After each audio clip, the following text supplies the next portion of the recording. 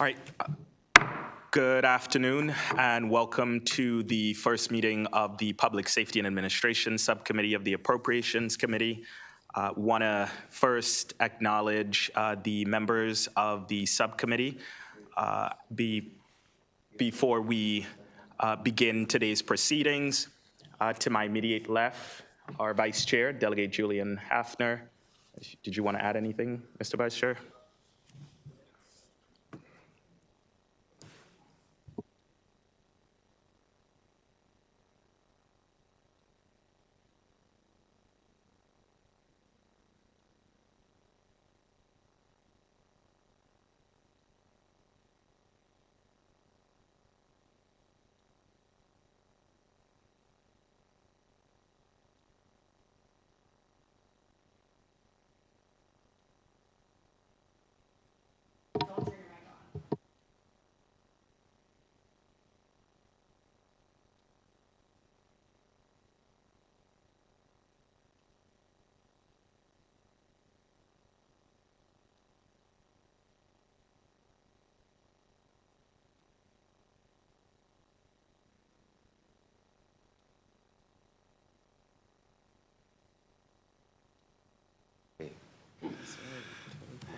And thank you, Mr. Chairman. Before we go any further, I want to congratulate you on your appointment as chair of this subcommittee, and I really look forward to your leadership here. And then also, just for the record, Delegate Julian Ivey here. Usually people mess up my first name, not my last. Thank you. All right. Thank you, Mr. Vice Chair. And we also have on the subcommittee someone who is certainly not new to the subcommittee or the Appropriations Committee, Delegate Mark Chang. To my right, we have Delegate Ann Kaiser, as well as Delegate Barry Beecham, who is new to this committee, subcommittee. Welcome, Delegate Beecham. Thank you. And so with that, we will get into today's proceedings, which is a briefing from the Department of Social and Economic Mobility. I want to welcome Secretary Walter Simmons. Thank you for being here today, and take it away. Thank you, Chair.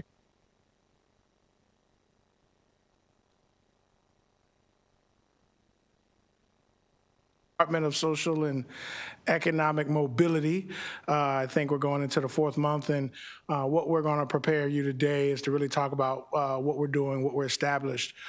Before I get into that, I do want to highlight, as the agency started on October 1st, pending the legislation, one of the big things that we've unintended challenges that we've been working on is on October 3rd, the Trump administration changed the interim final rule for the DBE program. One of the things that many don't realize is Maryland has the largest DBE program by states in America. We represent 18.5% of the entire country's DBE program throughout the United States. So when the Trump administration changed the rule to remove race and sex presumptions and estimated anywhere 10 to 20% of firms could lose their certification, that would be a huge impact to businesses in Maryland that are socially and economically disadvantaged, either from designation as a minority or being woman-owned. So we're going to highlight that. That hasn't been intrinsically involved in our state operations, but being that they changed it on the second day of operation, that has become a major topic for over 7,000 businesses in the state of Maryland. As we get in, as I mentioned, October 1st was our official launch of the Department of Social and Economic Mobility.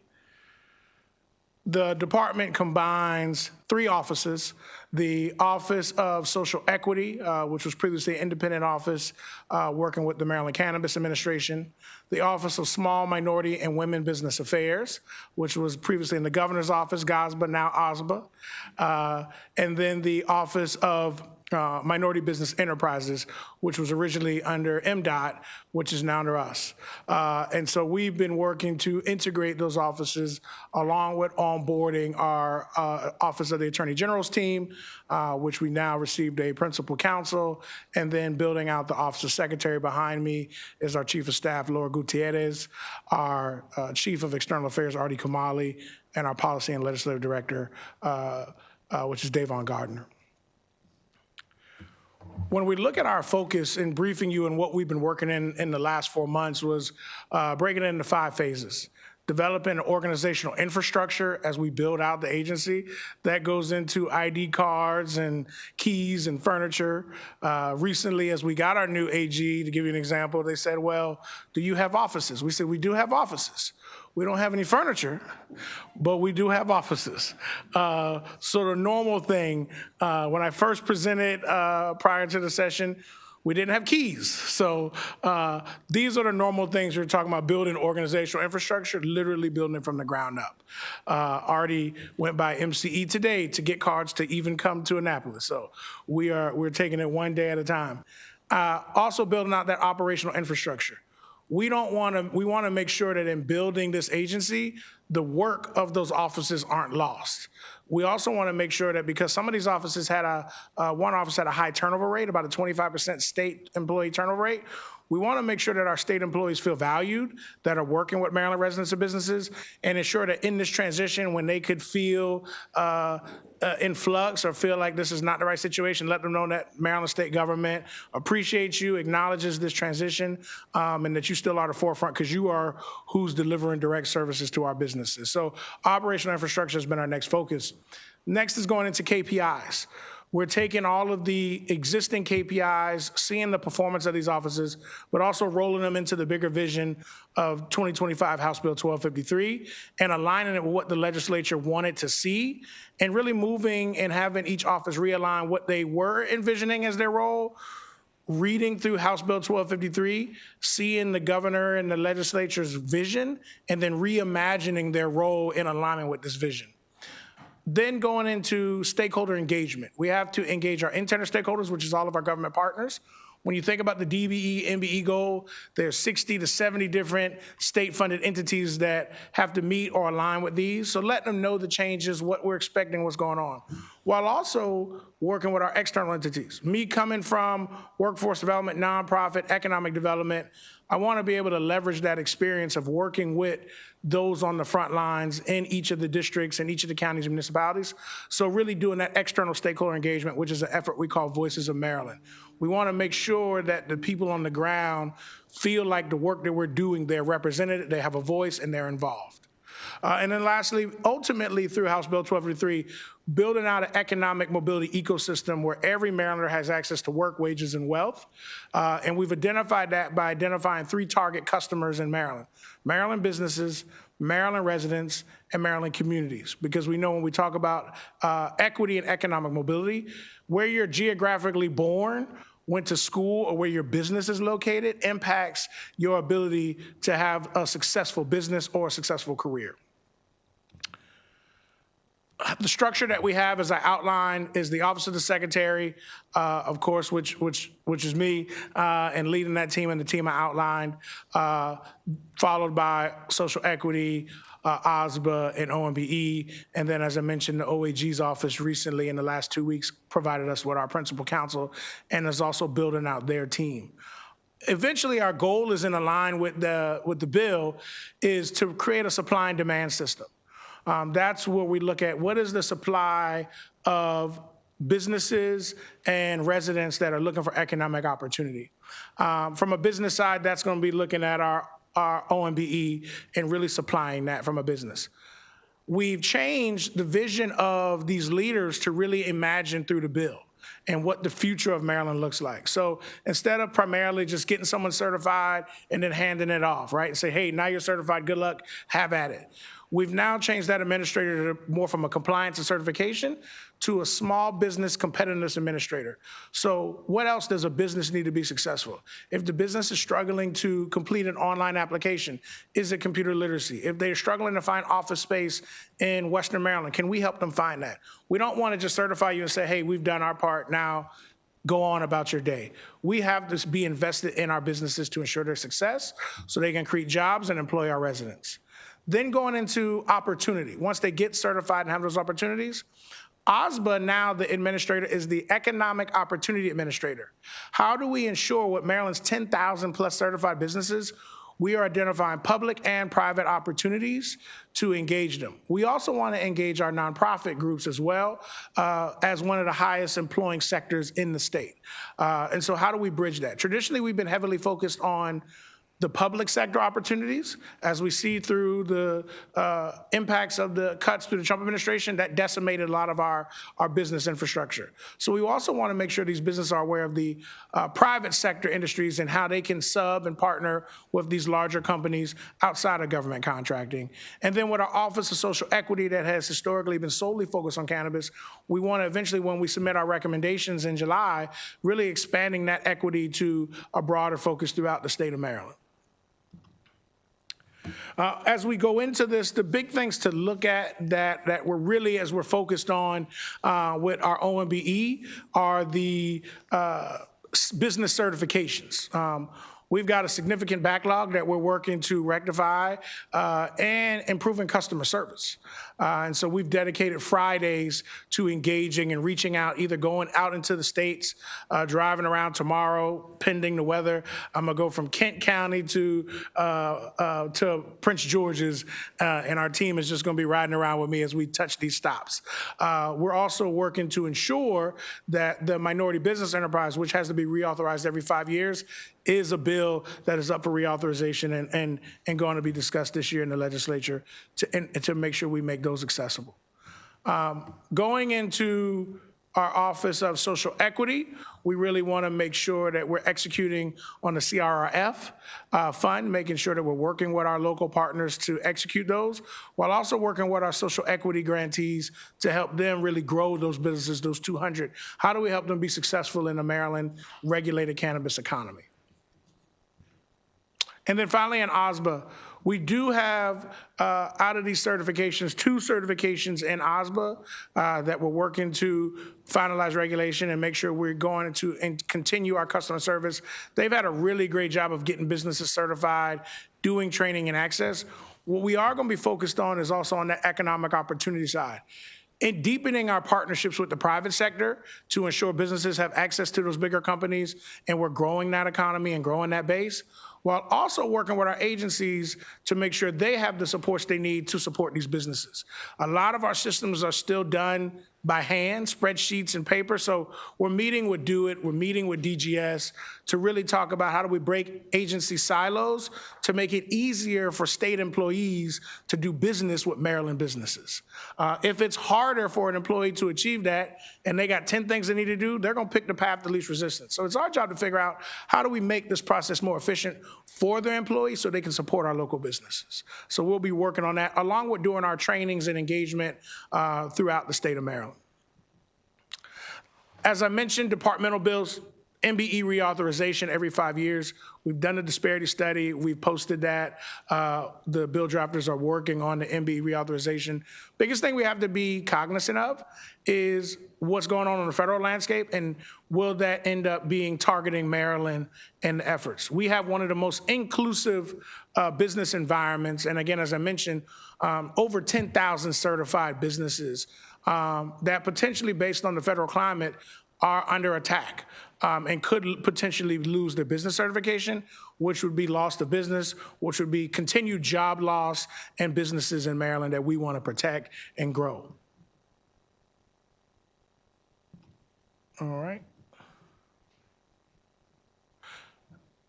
And I think that is at the end of the slide.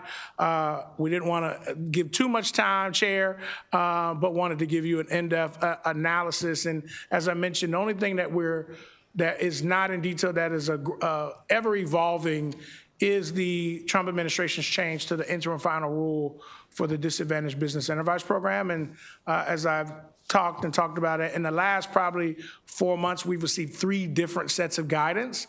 So every 3 to 4 weeks, we're having to manage that and determine the impacts on the Maryland business community. So thank you, Chair. Thank you, Vice Chair and committee members. Thank you, Mr. Secretary. I want to see if there are any questions from the subcommittee. Vice Chair Ivey. Thank you, Mr. Chair, and congratulations, Mr. Secretary. Well deserved, and I really appreciate the work that you all have been doing I know that you've only been established for a few months. And so I want to ask how we can work together to really take on some of these issues that you're already talking about.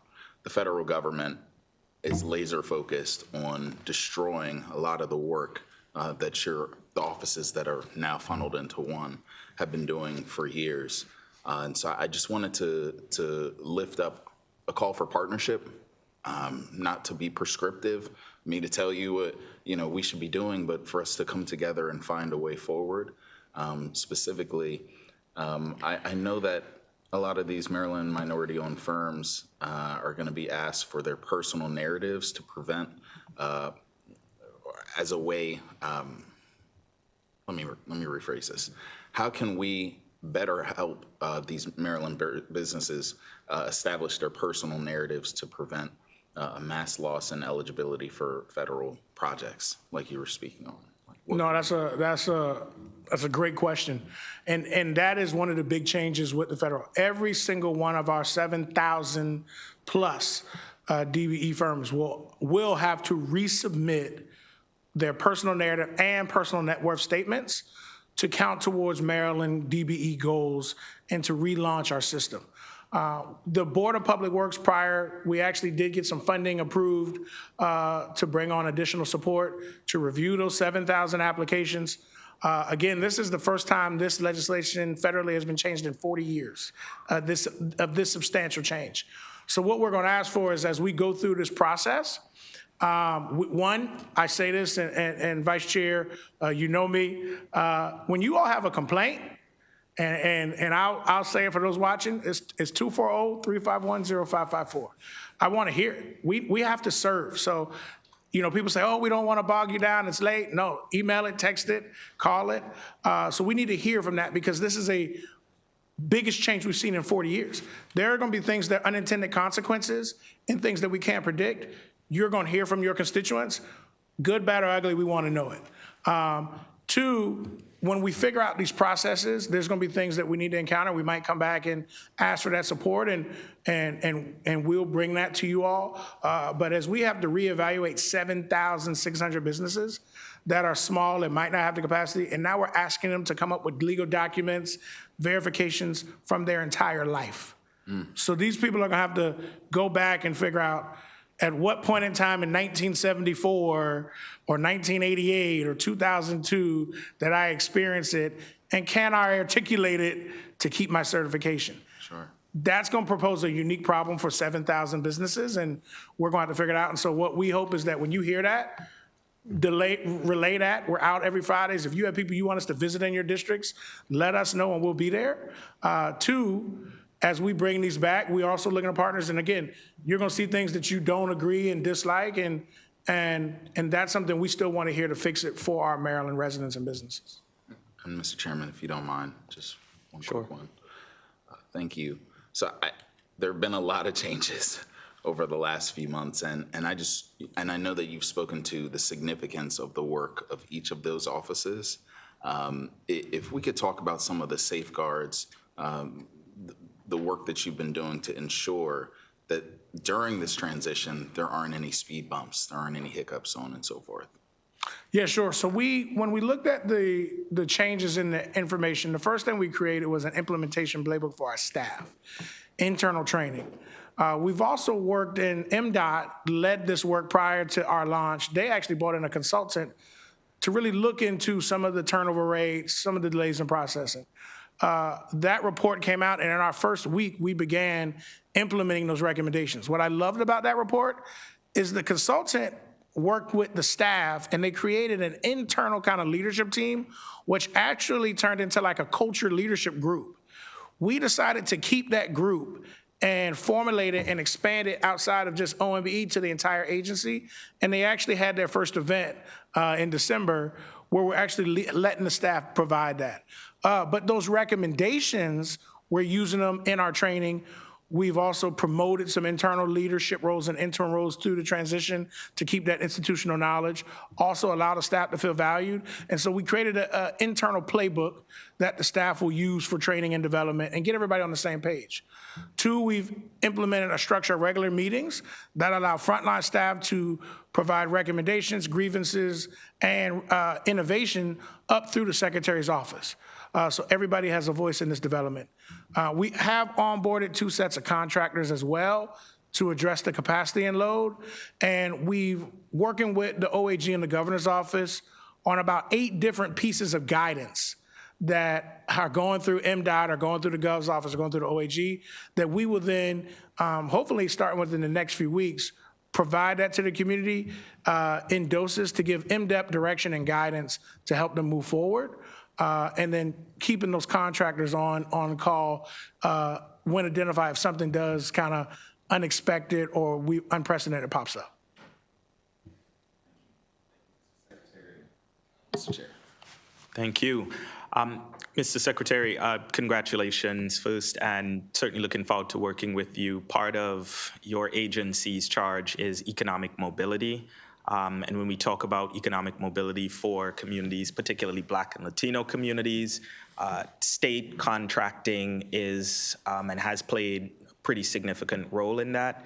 My question, I guess my charge to you is around MBE participation rate in the state of Maryland, and particularly as it relates to, MBEs, to our neighbors in DC managed to meet their MBE participation rate in terms of prime and some instances subcontracting.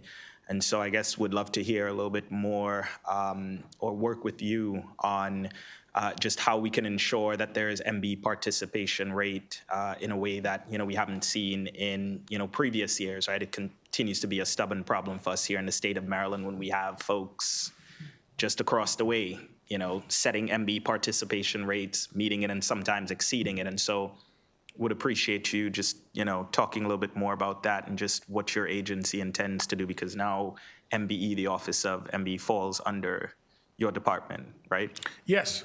So absolutely. One of the big things we have to do is get the word out to these communities.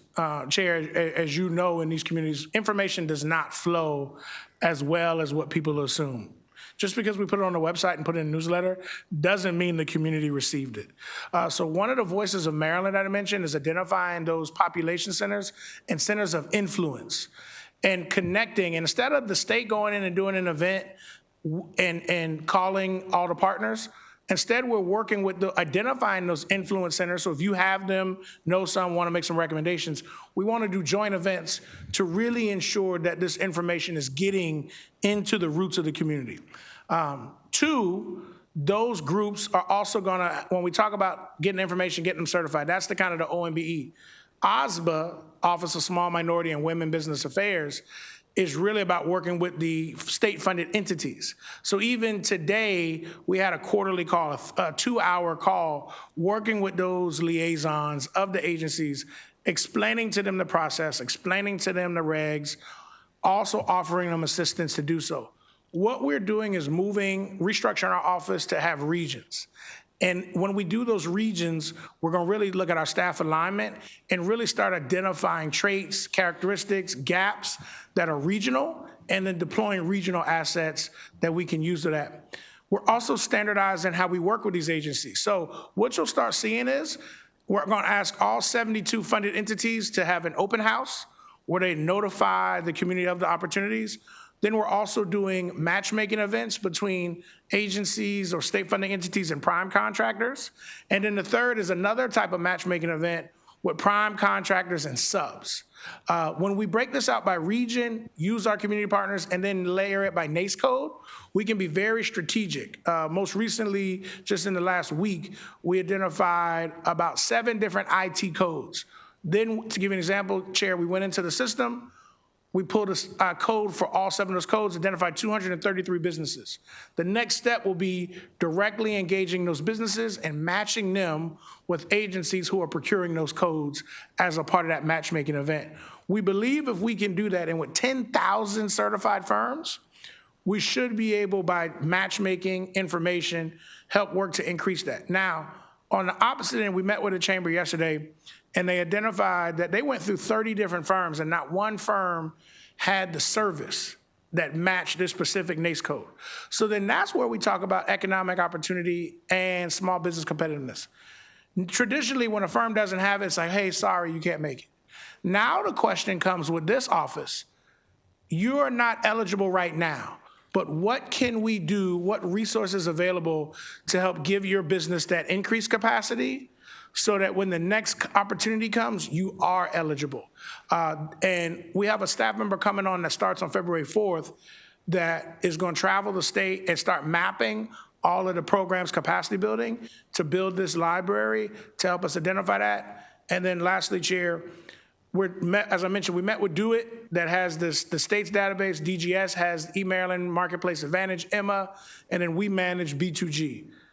We have to figure out how to take this data and put it in a combined system so that residents, businesses, and agencies aren't having to go through 3 different data systems to meet and identify the resources that they need. So that'll be that last piece of figuring out making that goal. But if we can strengthen our community connections, we can be more tailored in our events and purposeful in our matchmaking, but also find resources to increase our business capacity. We think we can help increase and meet and ultimately, as you mentioned, exceed some of these goals. Appreciate that, Mr. Secretary. Any other questions from the subcommittee? Seeing none, thank you very much for being here. Thank you to your team. Certainly looking forward to working with you, members of this subcommittee, PSA, and your agency to ensure that you all are meeting the mission, the goals set out by your agency, and we're really addressing some of the disparities that we see in our state, social and economic disparities that many communities across our state face. So congratulations, Mr. Secretary. Look forward to working with you and your team. And with that, meeting's adjourned. Thank you.